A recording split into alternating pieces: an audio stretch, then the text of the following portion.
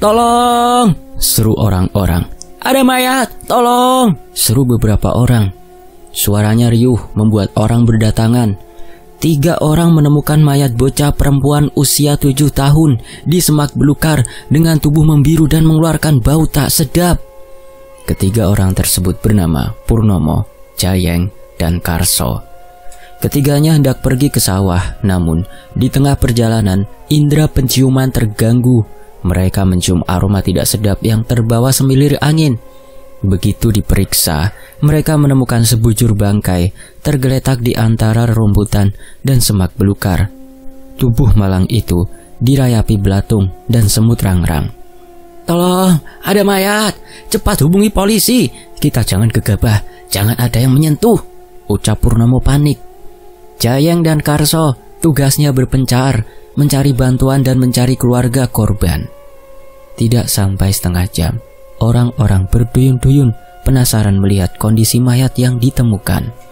Sepasang suami istri menangis histeris begitu mengenali bahwa itu adalah putri mereka yang hilang beberapa hari yang lalu. Mira! Sang ibu tergeletak lemas ke tanah. Perempuan itu jatuh pingsan. Mobil ambulan menggaungkan sirinnya. Begitu juga dengan mobil Inavis sudah terparkir berada 200 meter dari tempat kejadian. Kampung Purwodadi, bagian terpencil sedang gempar. Entah, akhir-akhir ini desa Purwodadi dihebohkan dengan penemuan mayat bocah perempuan yang rata-rata usianya hampir 7 tahun dengan kurun waktu 3 bulan sekali. Serem juga ya, kata ibu-ibu yang sedang berbelanja sayur. Kasihan tahu, menghilang 3 hari, taunya pulang jadi mayat. Bilangin ke anak-anak kita, Bu, kalau main jangan jauh-jauh. Kalau sudah dekat senja, cepat pulang, takut diculik. Perempuan berkerudung merah muda itu berpesan pada ketiga temannya. Rata-rata mayatnya anak perempuan ya, Bu Budi. Iya, untung anak saya laki-laki, serunya. Jangan gitu kali, Bu, sial nggak ada di kalender. Takutnya anak ibu yang kena lagi. Amit-amit, jangan sampailah. Ada gosip baru, denger-dengar anaknya Bu Asi udah sembuh loh. Kemarin kan biasanya cuma rebahan aja, sekarang udah bisa main tahu, kata Bu Budi berapi-api. Udah dapat pendonor tulang sumsum belakang kali. Gak mungkin, Jeng. Duit dari mana? Lawang suami aja kerjanya cuma serabutan, kata perempuan itu yang dipanggil Bu Budi sambil memilih kangkung segar yang akan dimasaknya. Siapa tahu, mungkin dapat mukjizat. Udah saya duluan ya. Satu persatu ibu-ibu membayar sayurannya, lalu meninggalkan lapak pedagang sayur yang biasa mangkal di lingkungan rumah mereka. Malam tiba, suasana desa Purwodadi terasa mencekam. Usai kabar yang beredar panas di desanya soal penemuan mayat Mira, gerimis turun mengetuk-ngetuk atap rumah, menambah suasana semakin menegangkan. Orang-orang bersembunyi di balik selimut tebal. Udara dingin membuat sebagian orang enggan meninggalkan tempat tidur. Sementara itu, di sebuah rumah sederhana bercat kuning pudar, seorang laki-laki berusia 45 tahun bernama Pak Wirya. Lelaki berkumis tipis dan memiliki tubuh tinggi itu memandangi putri kecilnya yang sudah terlelap. Kok belum tidur toh, Pak? Sudah malam, kata istrinya. Gak apa-apa, Bu. Bapak lagi kepikiran soal anak-anak perempuan yang beberapa bulan terakhir ini menghilang.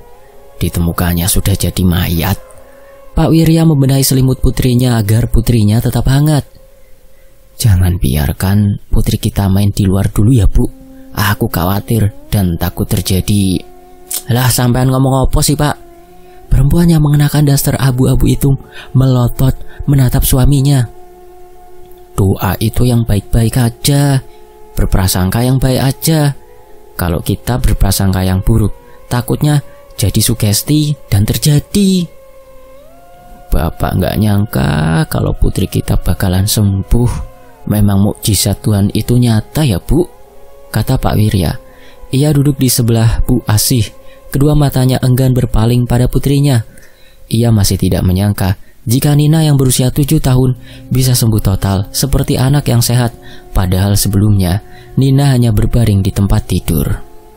Iya, Pak, aku juga masih belum percaya. Bu Asih mengulum senyum, menatap suaminya penuh kehangatan.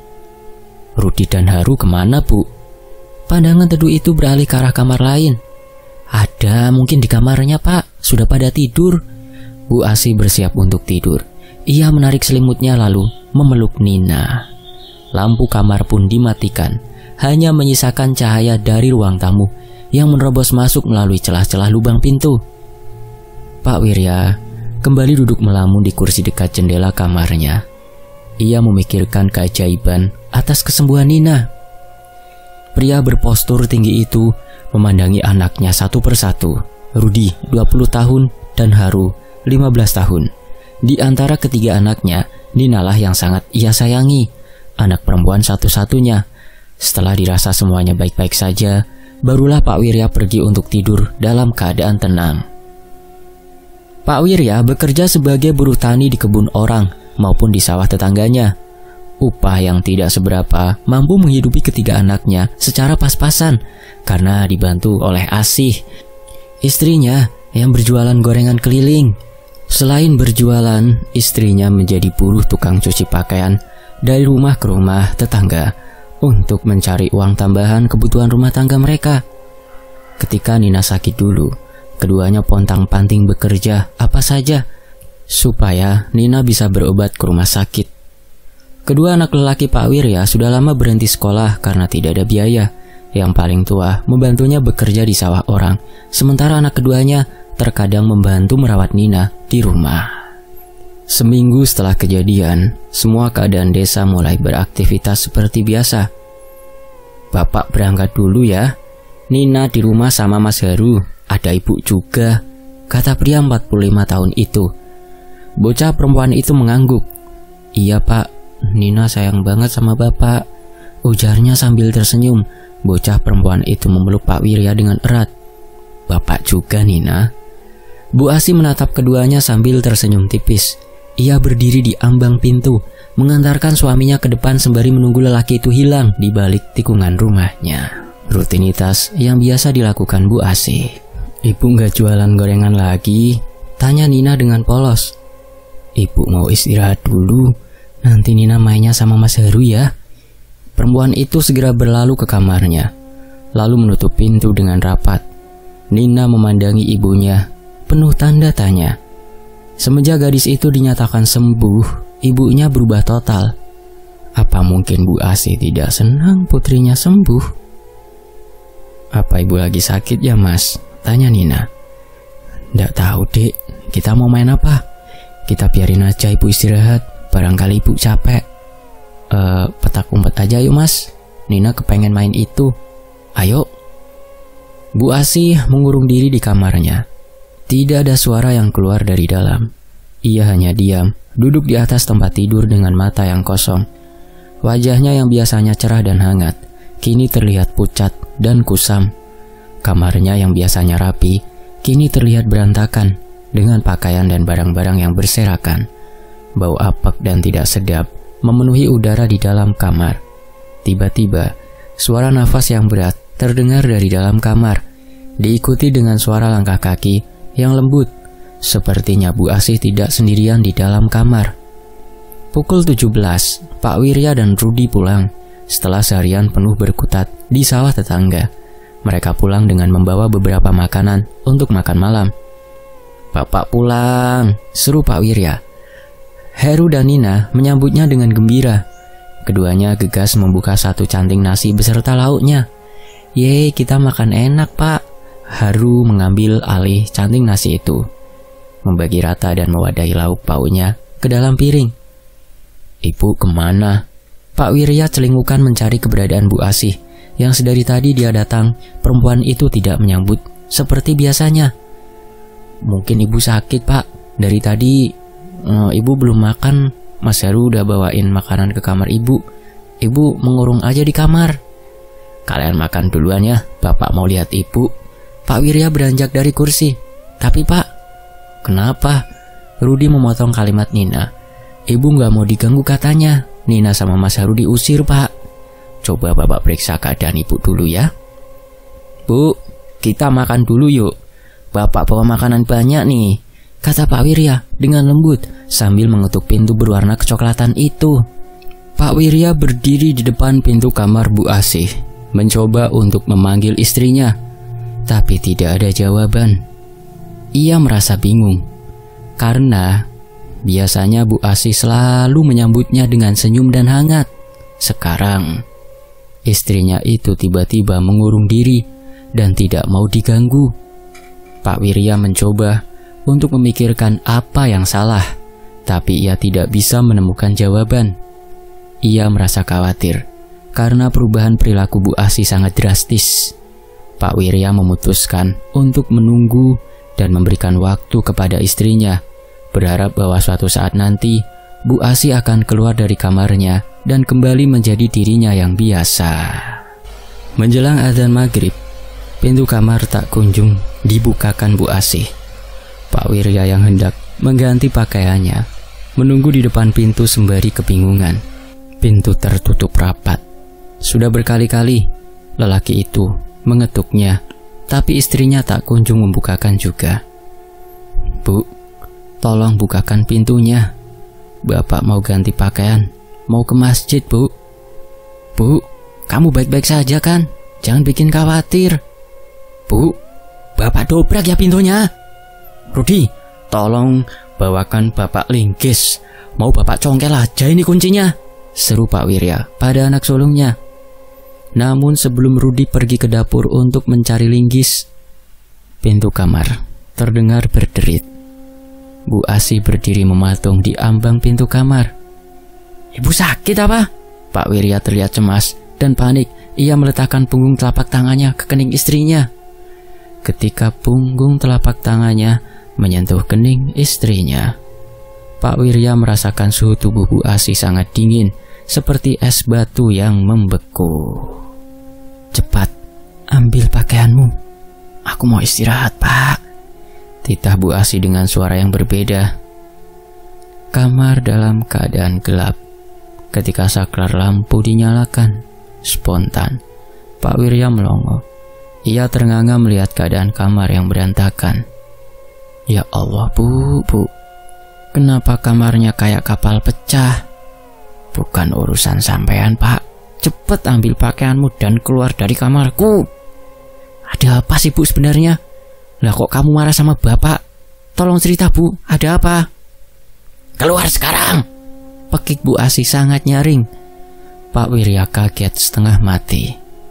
Pak Wirya bergegas menuju lemari untuk mengambil pakaian ganti. Tapi pikirannya masih terganggu oleh keadaan istrinya. Ia tidak mengerti apa yang terjadi pada Bu Asih.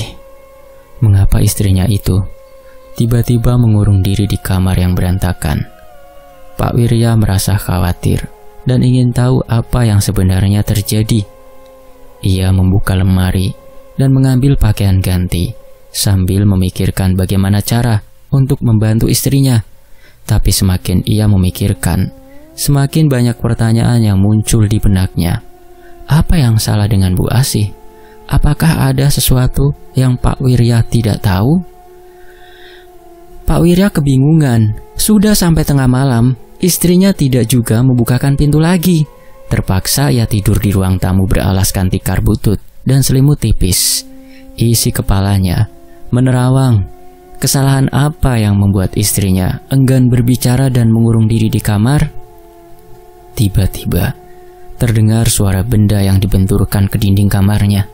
Duk duk duk. Lantas ia bangun memeriksa keadaan. Suaranya terdengar pelan namun sering. Pak Wirya mencoba mengetuk pintu kamar. "Bu, ada apa?"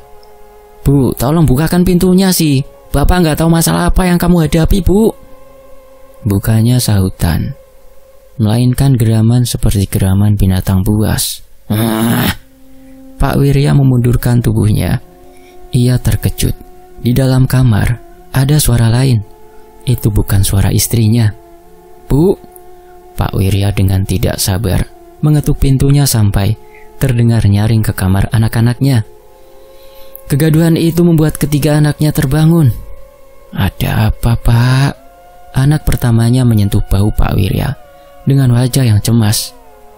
"Bapak mendengar suara hewan menggeram Di dalam kamar. Bapak khawatir ibu kenapa-napa, kata Pak Wirya dengan nafas yang terengah-engah. Rudi mencoba mengintip dari lubang angin di atas pintu kamar. Namun, pandangannya tidak menembus ke dalam kamar ibunya. Sebab kamarnya terlalu gelap. Sementara Pak Wirya mengintip di lubang kunci, tetapi ia tidak melihat Bu Asih. Kamar benar-benar dalam keadaan gelap gulita. Subuh-subuh, Bu Asih sudah berada di dapur, membuat sarapan untuk keluarga. Wajahnya berseri-seri. Iya, wajahnya berseri-seri. Rambutnya basah, yang basah usai berkeramas, membuat ia terlihat segar dan cerah. Pak Wirya dan ketiga anaknya yang terkejut melihat perubahan drastis pada Bu Asih. Kemarin sore Bu Asih terlihat pucat dan menakutkan, mengurung diri di kamar dengan wajah yang kusam. Tapi sekarang berbanding 180 derajat, ia terlihat seperti biasa, bahkan lebih cerah dan bahagia daripada biasanya. Pak Wirya dan anak-anaknya saling bertukar pandang, tidak mengerti apa yang terjadi pada Bu Asih. Apakah kemarin sore hanya ilusi? Atau ada sesuatu yang tidak beres dengan Bu Asih? Anak-anak ibu, gimana semalam? Tidurnya nyenyak? Nina mengangguk pelan, diikuti dengan Heru dan Rudi. Ekspresi wajah mereka setengah tidak percaya. Dimakan ya. Pagi ini ibu bikin sarapan nasi goreng ayam suwir. Bapak kemarin kok gak ngasih tahu ibu sih kalau bawa makanan banyak. Untung aja ada ayam yang bisa disuir-suir, jadinya bisa dicampur ke nasi goreng deh. Bapak sudah ngasih tahu kok, Bu. Dimakan, Pak. Nasi gorengnya keburu dingin. Nanti ibu bawakan untuk bekal kalian deh, biar kerjanya semangat. Bu Asih segera menyiapkan nasi goreng ke dalam kotak bekal. Nina, jangan nakal ya sama Mas Haru. Nanti mainnya gak usah jauh-jauh. Di rumah aja atau di kamar, pesan Bu Asih. Iya, Bu. Mulut Nina tampak penuh mengunyah nasi goreng itu. Setelah Pak Wirya berangkat bekerja dan anak-anaknya ke kamar, Bu Asih kembali diam. Ia membersihkan dapur dengan gerakan yang mekanis, tanpa ekspresi apapun di wajahnya. Setelah selesai, ia berjalan kembali ke kamar dan mengunci pintu. Suasana rumah menjadi sunyi dan hening, seperti tidak ada kehidupan di dalamnya. Bu Asih kembali ke dalam dunianya sendiri, meninggalkan kesan bahwa perubahan ceria di pagi hari hanya sekedar ilusi belaka. Menjelang jam 12, Pak Wirya dan Rudi duduk di surau kecil yang menghadap ke hamparan padi yang mulai menguning. Mereka menikmati angin yang bertiup pelan. Lelaki itu bergegas membuka wadah bekal yang dibawakan Bu Asih. Astagfirullah, pakik Rudi sembari melemparkan kotak makan berwarna biru tua. Nasi goreng pun terhambur. Bau busuk. Pemuda 20 tahun itu menutup hidungnya. Nasi goreng di dalam kotak berubah menjadi ribuan belatung. Selain itu menguar aroma busuk yang sangat kuat. Ya Allah, apa ini? Lah kok bisa nasi goreng berubah jadi belatung? Kedua mata Pak Wirya melotot lebar. Tubuhnya menegang. Keduanya memandangi belatung-belatung itu yang berceceran sampai terjatuh ke tanah. Coba dibuka lagi kotak satunya, titah Pak Wirya. Dengan hati-hati, Rudi membuka kembali kotak bekal berwarna kuning. Isinya pun sama. Spontan, ia melemparkan kotak itu ke tanah. Merinding sekujur tubuhnya. Bapak ingat betul, kita tadi pagi sarapan nasi goreng buatan ibu. Nasinya masih panas, ada suiran ayamnya. Lah tapi kenapa kok ini sekarang jadi belatung? Suara Pak Wirya tercekat di tenggorokan.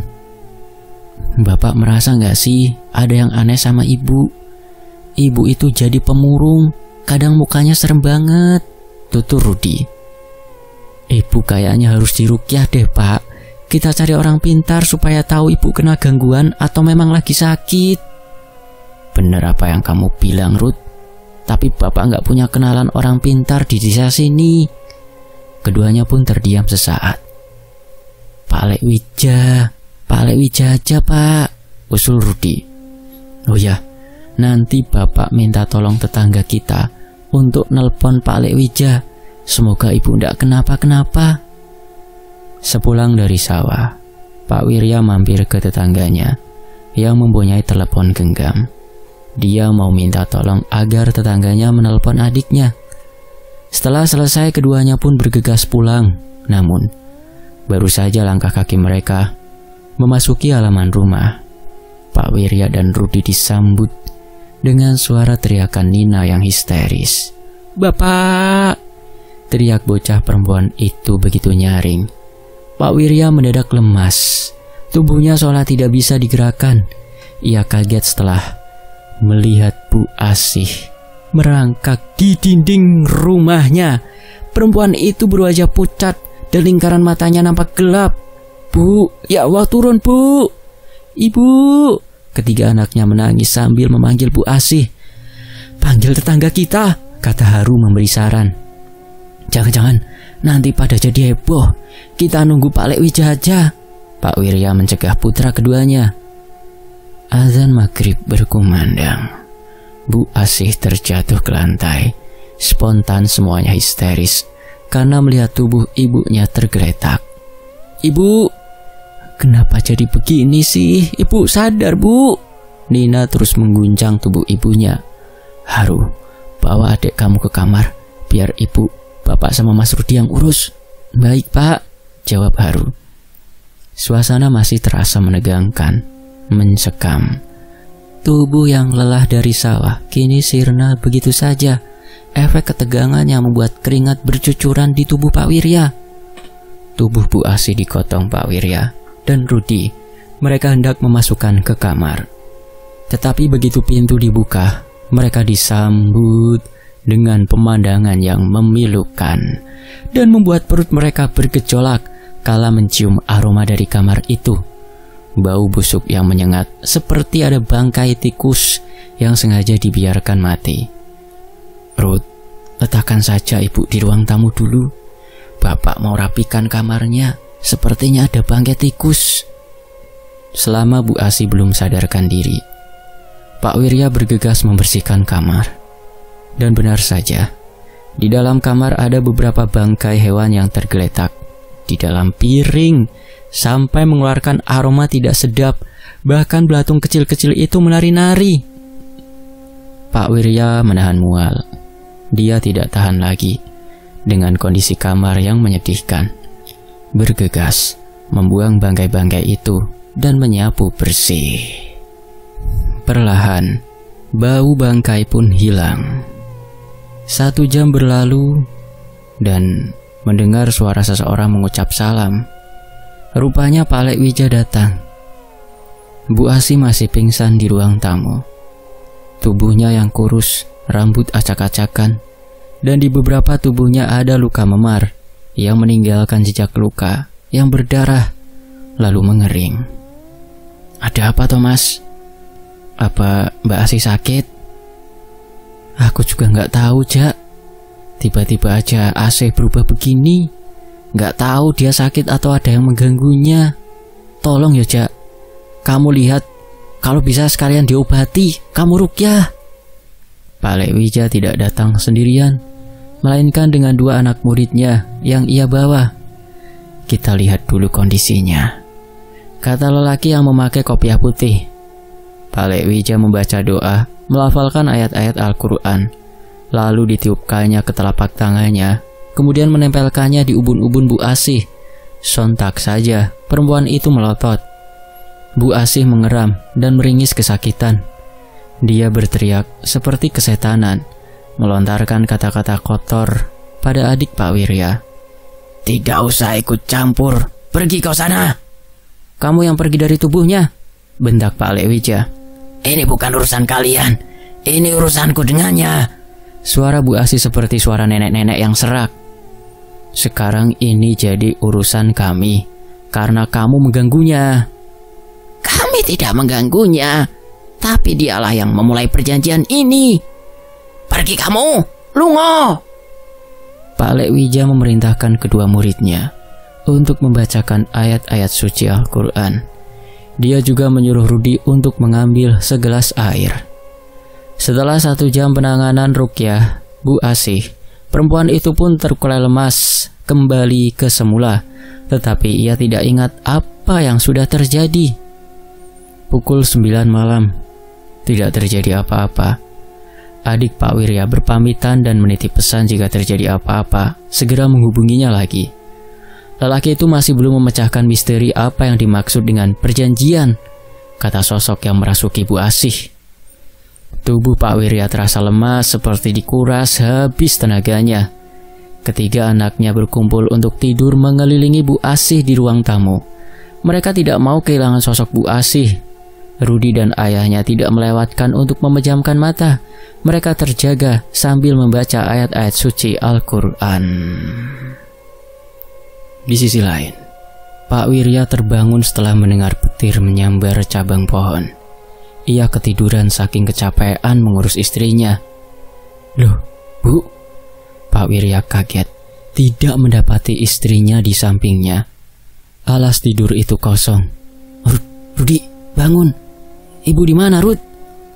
Pemuda 20 tahun itu mengucek-ucek matanya. Ia masih mengantuk.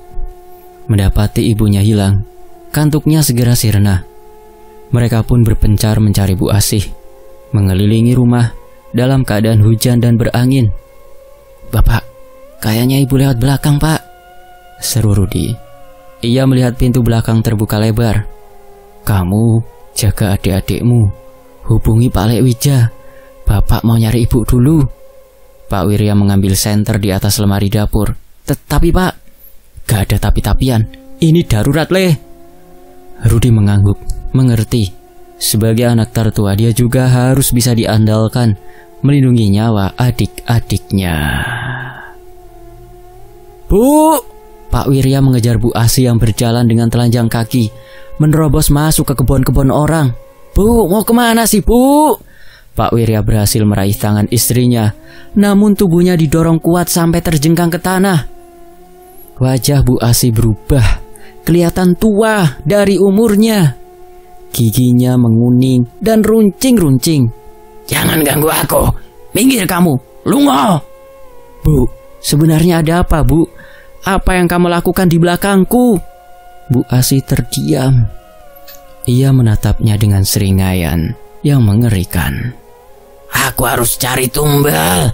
Malam ini juga aku harus membawanya. Malah kamu menggangguku dengan Wija. Tumbal? Iya, apa kamu kurang jelas? Tumbal apa, Bu? Aku nggak ngerti, Bu. Pak Wirya memegangi kaki istrinya. Tumbal yang akan aku persembahkan untuk dia. Dia yang menolong Nina. Harusnya kamu tahu kenapa Nina bisa sembuh. Pak Wirya terdiam. Ia mencerna ucapan Bu Asih. Harusnya tahu kenapa Nina bisa sembuh. Kenapa kamu nekat melakukannya, Bu? Suara Pak Wirya bergetar mengalahkan guntur yang menggelegar. Ini karena kamu, Pak.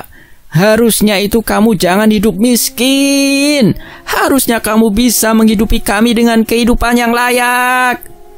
Gara-gara kamu miskin, kita nggak bisa bayar operasi Nina. Aku terpaksa melakukan ini supaya Nina hidup normal.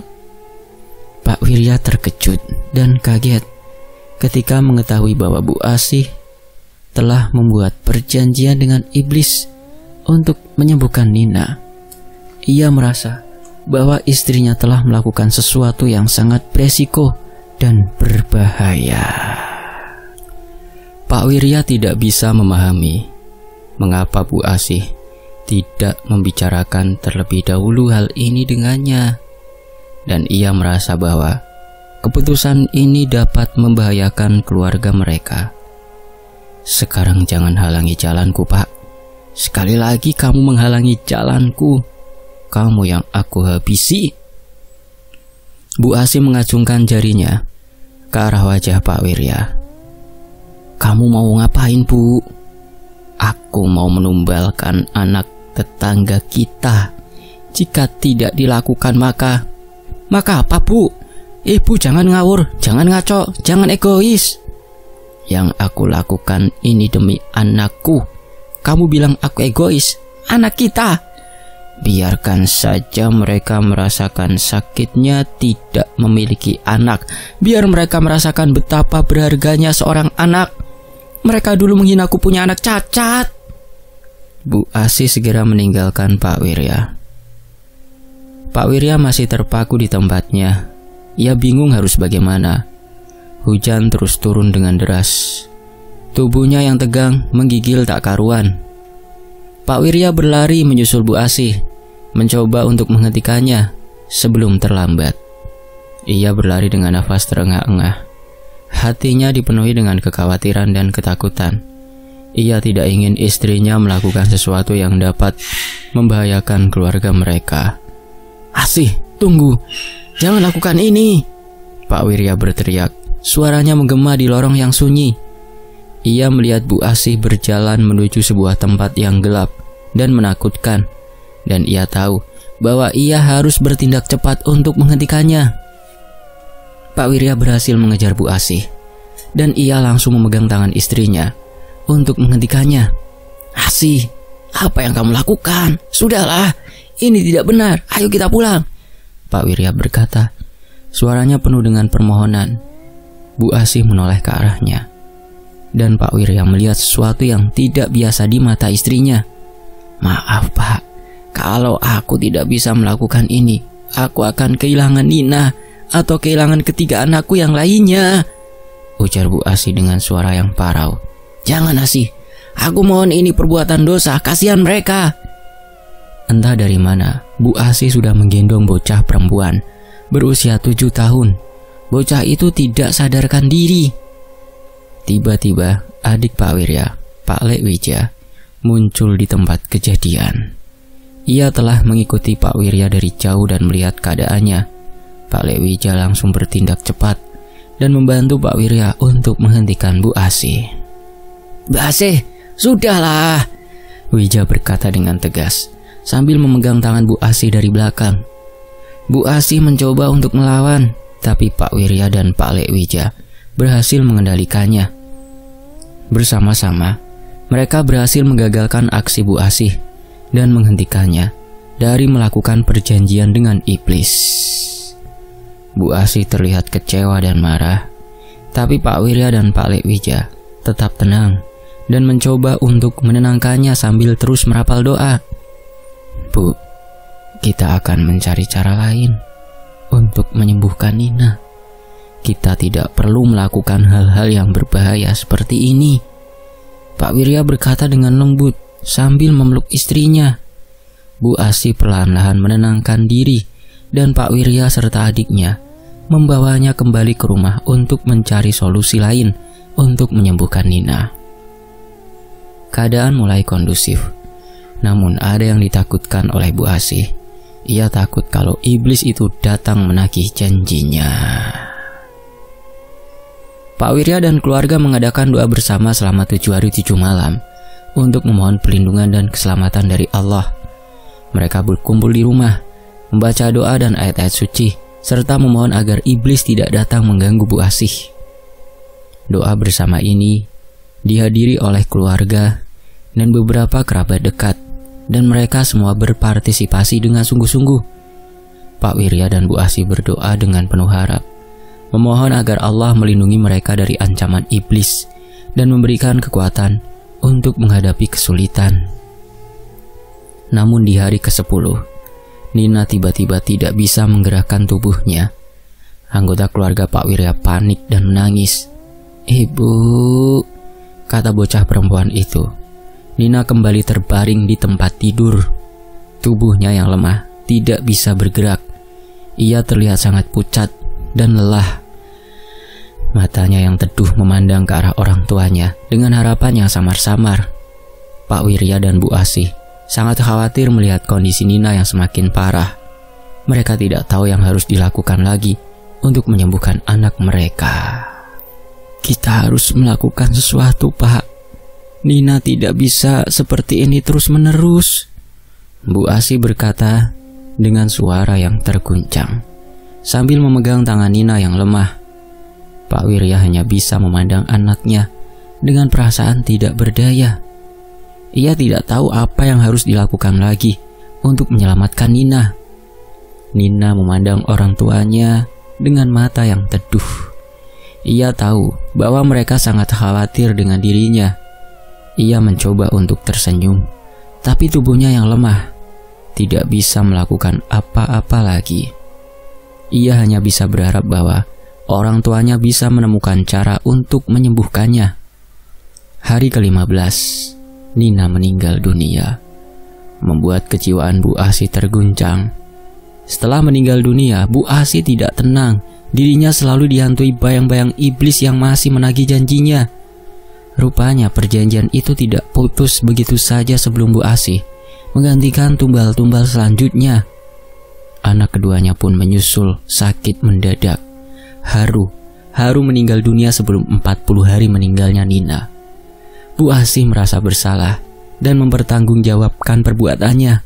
Lalu ia pun menumbalkan dirinya sendiri agar perjanjian itu putus.